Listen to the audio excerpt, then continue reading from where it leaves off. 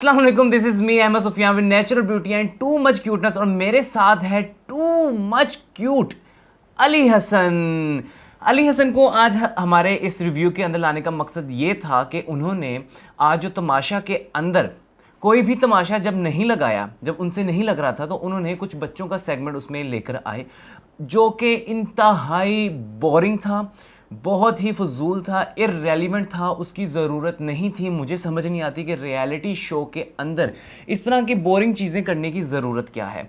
तो आजकल वैसे तो ये, हाँ, अगर ये कॉन्सेप्ट वो देना चाहते हैं कि बच्चे भी इस शो को फॉलो करें बच्चों को लाकर, तो फिर तो समझ आता है। और हमारे घर का बच्चा तो उस शो को हमारे साथ बैठ के देखता भी है, एंजॉय भी करता है और अपनी राय भी रखता है। सो आज हम अली हसन की भी राय जानेंगे। ठीक है अली? ठीक है। हमारे इस सेगमेंट का नाम है बोरिंग। अली मेरे साथ करना है। बोरिंग एपिसोड में क्या बोर रहा? सबसे बोर रहा बच्चों का सेगमेंट, बच्चों का आना। इस तरह से स्वागत किया गया जैसे प्राइम मिनिस्टर आ रहे हो, आ जाए स्वागत है। इंतहाई बोरिंग था। उफ, इतना बोर। अब तक का सबसे वर्स्ट एपिसोड रहा है एपिसोड 8, तमाशा का एपिसोड 8। बहुत ही बकवास था, बहुत ही फजूल था, बहुत ही बुरा कंटेंट था।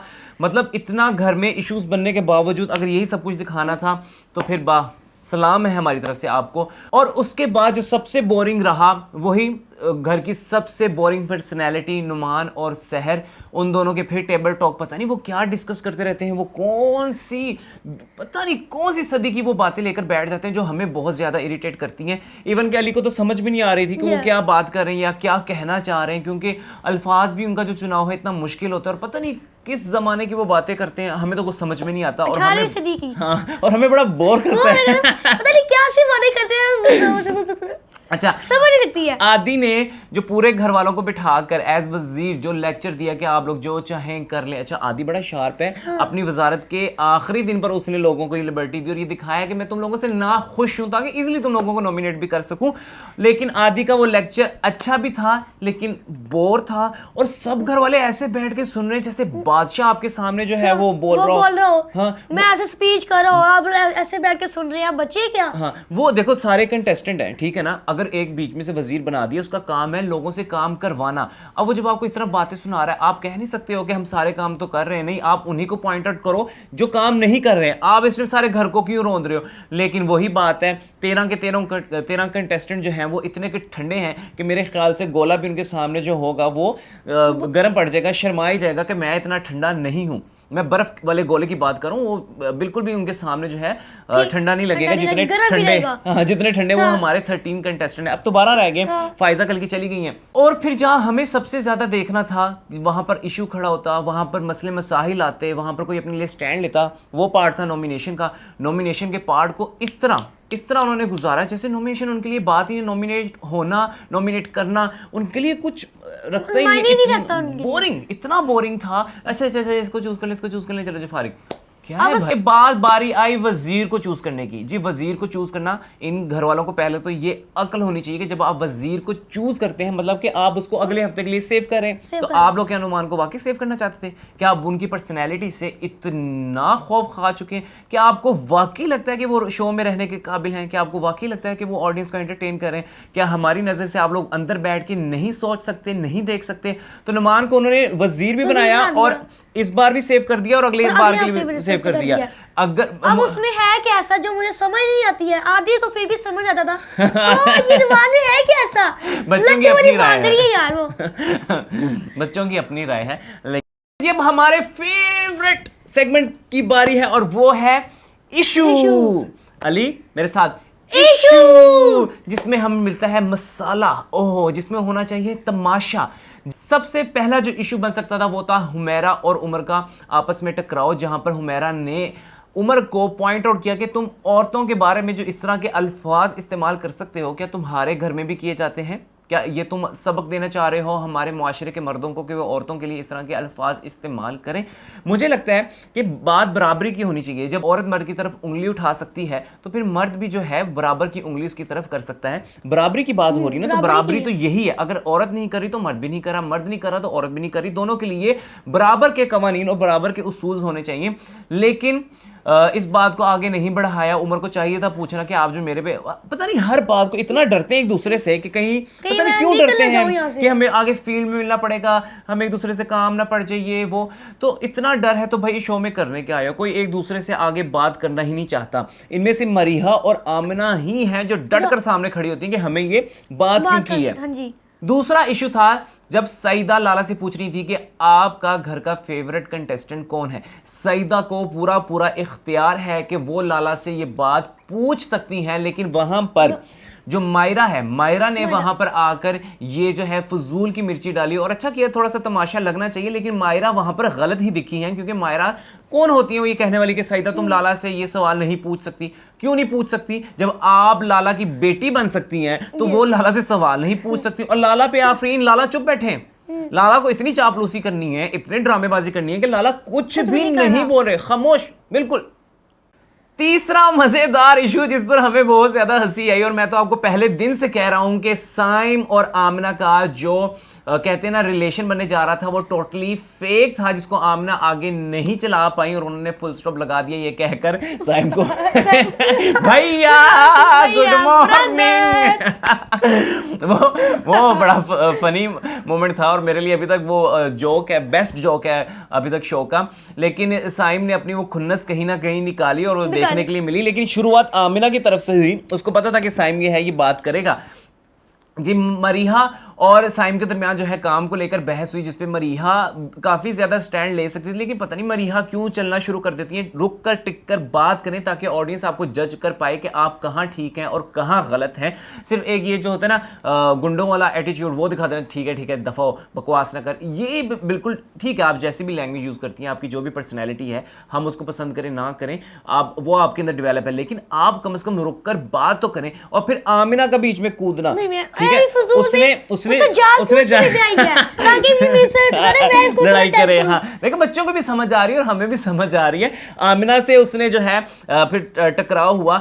साइम से बस गलती ये होगी कि जब उसको पहले उसका पारा इतना हाई था, उसका इतना यूज किया गया, उसको 6 घंटों के लिए खड़ा किया गया। यूज किसी ने नहीं किया, साइम को ही था कि मैं तुम्हारे लिए लड़ूंगा, मैं खड़ा हूंगा, मैं बेस्ट हूं, मैं लूंगा आमिना के लिए स्टैंड। साइम जो हमारे लिए स्टोरी, लव स्टोरी बनाना चाह रहे थे शो के अंदर, जो हमें बिल्कुल भी अच्छी नहीं लग रही थी, उसको जब आमिना ने रद्द किया तो फिर साइम को लगी है मिर्चें। पारा हाई था तो आमिना से वो लड़ पड़े और इस बातों में उन्होंने कह दिया कि आपके माँ बाप ने आपकी ये तरबियत की है। तो उन्होंने वहां पर उनके माँ बाप को नहीं पॉइंट आउट किया था, उनका कहने का मकसद था कि आप जिस तरह की हरकतें कर रही हैं इससे आपके घर वालों को जज किया जाता है कि आपको कितनी खुली लगाम दी गई है, ठीक है। लेकिन साइम जिस तरह का आप फेक वहां पर रिलेशनशिप चला रहे थे, तो फिर इस तरह तरबियत की अगर बात की जाए तो वो आप पर भी आती है, ठीक है ना। आप भी तो वहां पर बैठ के चक्कर ही चला रहे हो ना, आप यहाँ की यूथ को, ऊपर से आप खड़े होकर कह रहे हो कि बी अ मैन, मैं ये कह सकता हूं कि मुझे ये पसंद है, बी अ मैन मैं वो स्टैंड ले सकता हूं। तो बी अ मैन आप ये भी साबित करेंगे आप जो है वहां पर अच्छा क्या कर रहे हैं।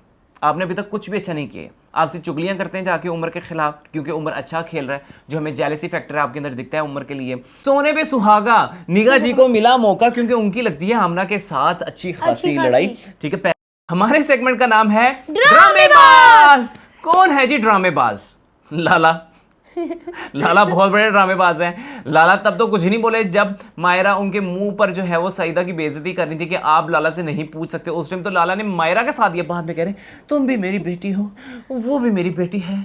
लाला इतना ड्रामा करते हैं बचने के लिए, बचने के लिए सबको अपनी बेटी बना लिया। पर लाला स्टिल एंटरटेनमेंट तो है, लाला एंटरटेन तो करते हैं जिस तरह उनके जॉक्स थे और वो बताते हैं मैंने नए बनाए हैं, उनको अपने काम की बड़ी फिक्र है। तो वो लाला तुर्की का सिंगर आदि को कहते हैं तुर्की का सिंगर है। लाला एंटरटेनिंग है और मजा आता है लाला को देख के, लेकिन लाला बहुत बड़े ड्रामेबाज हैं। और उनसे बड़ी ड्रामेबाज है आमिना, जो खेल रही हैं वुमेन कार्ड, रो धो के वो दिखा रही हैं। अगर आमिना आपको इतना ही रोना आता है तो फिर आपको चंद सेकंड के बाद उतना ही हंसना भी आता है। मरीहा के साथ बैठ के आप वो जो सेब निकाल के खा रही हैं और हंस रही है। बियर के अंदर छुपा के रखा था यार। आमिना वैसे पर्सनली मुझे पसंद है, तमाशा में वो तमाशा लगाती हैं, लेकिन फेक चीजें नहीं करनी चाहिए, वो हमें समझ में आती है, तो वो सब कुछ ना करे तो अच्छा है। उससे बड़ी फिर यार मायरा खान बहुत बड़ी जो है वो ड्रामेबाज हैं। उन्होंने क्या वो रोटियां पकाने के लिए तमाशा किया, 4 घंटे बैठ के हमने चुगलियां तो की, लेकिन आपने वहां पे जाकर रोटियां नहीं पकाई। ऊपर से आदि की वजारत के अंदर तो आपको कोई नखरा नहीं था, ठीक है, लेकिन जैसे नुमान की बारी आई, क्योंकि आपको पता है नुमान एक वीक कंटेस्टेंट है, वो क्या बोलेंगे ज्यादा से ज्यादा, ज़्यादा, वो बस यही कर देंगे, इतना इतना ही कर सकते हैं। तो आपने उनके लिए वहाँ पर रोटियाँ नहीं बनाई, लेकिन 4 घंटे बैठ के आपने चुगलियाँ करके अपना मन हल्का किया, ठीक है। उसके बाद नुमान भी मुझे बड़े ड्रामेबाज लगते हैं। अगर आप कभी आप साइम के साथ जाके बैठ रहे हैं, ठीक है, अगर आप साइम की इतना ही आपको दुख आ रहा है, वहां पर उस वक्त बोलें जब दो लोगों के दरमियान बात हो रही है, ताकि पता लगे कि आपने स्टैंड लिया है। चुप चुप के जाके इस तरह बातें करना, कहीं गंदा भी नहीं होना, ज्यादा साफ भी नहीं बनना। तो नुमान की भी जो पर्सनैलिटी है वो बहुत ही ड्रामेबाज है और मुझे तो बिल्कुल पसंद नहीं आती। मुझे तो लगता है भाई ये खुद मतलब के वजीर बनने के लिए दूसरों के पास जाता था खुश करने के लिए। पता नहीं, लेकिन इनका बहुत जल्द जो है पत्ता साफ हो जाना चाहिए, क्योंकि मैंने जो पब्लिक के कमेंट वगैरह भी देखे हैं, लोग बहुत मतलब कि वो एक सोबर इंसान है लेकिन शो के लिए बहुत बोरिंग है। इस सेगमेंट का नाम है चक्कर। किसका चक्कर चल रहा है, किसको आ रहे हैं चक्कर। चक्कर तो जिनका चल रहा था उनका हो गया वाइंड अप। सबसे मजे का जोक रहा जब उन्होंने आमिना ने जो है वो साइम को कहा भैया, और वो घूम के रह गए, क्या चक्कर आया, क्या चक्कर दिया। और फिर बाद में उनकी जो तकरार हुई वो देखने का मजा आया। पूरी एपिसोड इस तकरार पर गुजर सकती थी, लेकिन ये एपिसोड को बोरिंग बनाने के लिए बच्चों को लाया गया और ऑडियंस को किया गया बोर। जो एसोसिएशन शो के साथ हो रही थी उसको तोड़ने की टीम की तरफ से मजीद कोशिश की गई। रमजान नहीं है, रमजान में वो सब कुछ देखा जाता है, अभी देखने का बिल्कुल मूड नहीं है ऑडियंस का। तमाशा के लिए हम लोग बैठे होते हैं, सारा दिन तमाशा के लिए इंतजार करते हैं, हमें तमाशा ही देखना है, हमें नहीं देखना कि बच्चों को वहां पर वो आंख में चोली खेल रहे हैं। तो आज का एपिसोड तो बहुत ही बुरा था। सेगमेंट का नाम है हीरो ऑफ द एपिसोड। कौन रहा हीरो ऑफ द एपिसोड, कौन रही हीरो ऑफ द एपिसोड, ये हम जानेंगे। जिस साइम ने जिस तरह से वहां पर स्टैंड लिया, आमिना ने जब उनको पॉइंट आउट किया, मेरे लिए वो एक हीरो एक्शन था। आपका वहां बोलना बनता था, अगर आप चुप कर जाते तो आप बहुत ही लल्लू दिखते। लेकिन साइम वहां पर बोलते बोलते बस उनसे एक गलती होगी, जहां पर उन्होंने कह दिया कि तुम्हारे माँ बाप जो हैं वो उन्होंने तुम्हारी इस तरह की परवरिश की है। निकल जाता है इंसान के मुंह से, लेकिन अगर निकल जाता है तो फिर बर्दाश्त भी करना चाहिए। उम्र की बातें तो उनको बड़ी चुभती हैं। लेकिन साइम का एक्शन जो है वो मुझे पसंद आया, लेकिन उससे भी बढ़कर मेरे लिए जो बेस्ट हीरो रहा वो था आदि। आदि ने पहले 6 दिन तो इनसे टिका के कंटेस्टेंट से काम कराया, लेकिन जब अपनी वजारत जाने की बारी आई तो सबको कह दिया तुम लोग मेरी तरफ से आजाद हो, जाओ जो मर्जी करो, तुम लोगों ने मुझे खुश नहीं किया, मैं आसानी से तुम्हें नॉमिनेट कर सकता हूं। तो आदि जो है वो बहुत अच्छा खेल रहे हैं। तो मेरे लिए इस एपिसोड का जो हीरो रहा वो था आदि। हमारे इस सेगमेंट का नाम है डबल ढोल की, जो दोनों तरफ से बजती है, यहां से भी और यहां से भी। वो कौन है, वो है लाला। लाला जो है डबल ढोल की है, निगाह और नुमान। लाला क्या करते हैं, वहां भी ठीक रखते हैं, यहां भी ठीक रखते हैं। लाला आप अच्छी एंटरटेनमेंट दे रहे हैं, आप जीत भी सकते हैं, लेकिन आप क्या कर रहे हैं लाला, हम वहां पर कैमरास लगे, हम समझ रहे हैं, तो आप अपना स्टैंड लें ताकि हम आपकी पर्सनैलिटी से जो है मुतासिर हो। अगर आप इस एज में भी आके अपने लिए स्टैंड नहीं ले सकते, तो मैं तो सोच रहा हूं कि जब आप यंग होंगे तब तो कोई आपका स्टैंड ही नहीं होता होगा। निगाह का हर जगह जाके चापलूसी करना, फिर मतलब कि निगाह की मुझे पर्सनैलिटी समझ नहीं आ रही। तो निगाह जो है मेरे लिए बहुत ज़्यादा डबल ढोल की हैं। अभी जिस तरह साइदा के साथ उनकी इतनी दोस्ती है, जब मायरा उनको बात कर रही थी कि निगाह जी आप बताएं मैंने आपने मेरे लिए पीछे से जाके क्या बोला है, तो निगाह वहाँ पर कितने खामोश थे। अजीब सा उनका जवाब था कि मुझे नहीं पता, मुझ तक तो कोई बात नहीं पहुँची है। निगाह को अपना स्टैंड लेना चाहिए, डबल ढोल की बन के वहाँ पर गुजारा नहीं होगा। इसी तरह नुमान भी करें, नुमान भी डबल ढोलकी की तरह है, वहाँ भी बचते हैं, यहाँ भी बचते हैं, वहाँ भी बचते हैं, यहाँ भी बचते हैं, और उसके बाद आके ये बहुत फजूल था, बहुत बोरिंग होता है वो सब कुछ। तो जो मेरे लिए रहे 3 ड्रामेबाज जो डबल ढोलकियाँ हैं वो हैं लाला, निगाह और नुमान। हमारे इस सेगमेंट का नाम है विलन ऑफ द एपिसोड। देखें जी, ये हर सेगमेंट हर एपिसोड में चेंजिंग होती रहेगी। अभी जो मेरी बहुत फेवरेट मुझे लग रहा था कि उनमें विनिंग क्वालिटी है वो थी मायरा। मायरा बिल्कुल जीत सकती हैं, लेकिन मायरा ने एक बड़ी गलत हरकत की। अगर वहाँ पर साहिदा जो है वो सही तरीके से स्टैंड लेती या मायरा अपनी बात को क्लियर करती तो हम इनमें मतलब कि आज मायरा शायद विलन की कैटेगरी में नहीं होती। लेकिन मायरा का वहाँ पर जाकर कहना कि आप लाला को जो है वो क्यों पूछ रही हैं, क्यों नहीं पूछ सकती वो कि आपका फेवरेट कंटेस्टेंट कौन है। वहाँ पर आपको तो इख्तियार नहीं है कि आप वहाँ पर जाकर बोले कि ये बोलना है और वो नहीं बोलना है। इसलिए हर किसी को इख्तियार, अगर आपने ये बात कर ही दी थी फिर उसको साबित करें कि तुम ये बात इसलिए कर रही हो क्योंकि लाला की फेवरेट मैं हूं और तुम चाहते हो कि लाला मुझे जो है वो सपोर्ट ना करें। क्योंकि लाला ने कल की एपिसोड में ये कहा कि मैं चाहता हूं कि तुम जीतकर सामने आओ। वही साइदा जो है उनसे उगलवाना चाह रही थी, अदरवाइज तो ये सवाल इससे पहले नहीं उठा। मायरा अगर आपने स्टैंड लिया था तो आप सही तरीके से स्टैंड लें। इसके साथ साथ जो विलन रही वो रही आमिना, क्योंकि आमिना ने शरारत की थी सबसे पहले साइम के साथ। साइम और मरीहा के दरमियान बड़ी नॉर्मल सी गुफ्तगू हो रही थी, आमिना जो है वहां पर वो विलन रही। आपने वहां पर मिर्ची लगाई, आपने वहां पर आग लगाई। तो मेरी तरफ से ये जो दो खातून हैं घर की, ये जो खातीन है हमारी, इन्होंने वहां पर बहुत नेगेटिव किरदार अदा किया, वो थी मायरा और आमिना। इस सेगमेंट का नाम है बस।